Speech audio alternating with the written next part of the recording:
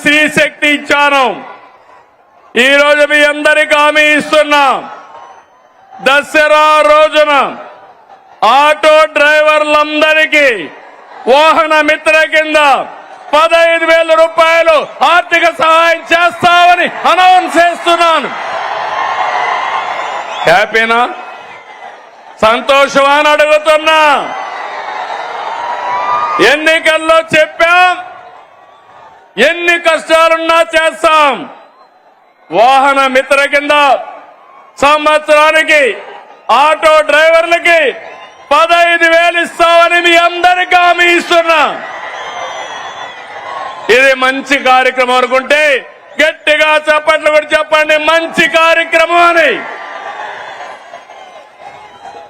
ఇది ప్రభుత్వానికి పేదవాళ్లపై నుండే ప్రేమని మరొక్కసారి మీ అందరికీ తెలియజేస్తున్నా.